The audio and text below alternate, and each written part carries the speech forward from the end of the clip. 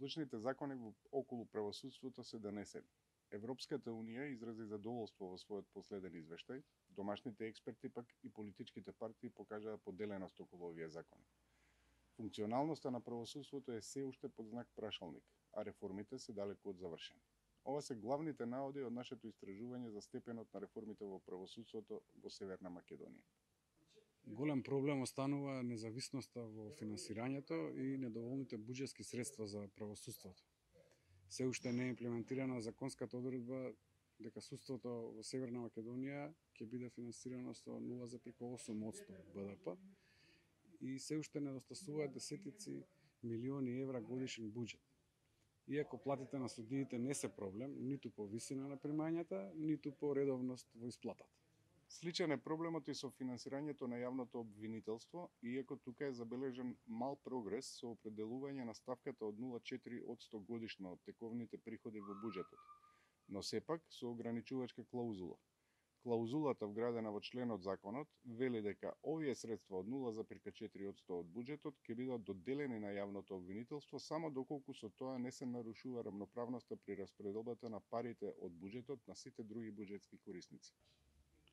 Кадровската состојба во обвинителствата и судовите останува проблем. Во обвинителството недостасуваат околу 200 обвинители, а во судството помалку од 100. А тоа според последните анализи на дел од невладините организации се покажува како важен фактор за брзината на правдата. Од самите обвинители и судии може да се слушнат заложби за напуштање на системот на именување на нови кадри само преку Академијата за судии и обвинители. Состојбата со електронската модернизација во судството и со автоматското електронско доставување на предметите за постапување не е многу унапредена.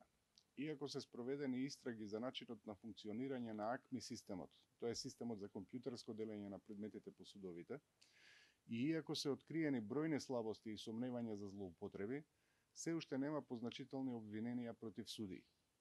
Откако беше завршен овој извештај, падна и првата пресуда. Во август беше осуден во прв степен на 3,5 години затвор поранешниот претседател на Кривичниот суд во Скопје, поради заобиколување на системот за автоматска поделба на предметите. Ветингот на судии и обвинители останува актуелен проблем. И покрај противењето на експертската фела, сосема е јасно дека некој тип на мек ветинг ќе се спроведе во иднина. Тоа го понудија во своите предизборни програми и главните политички партии.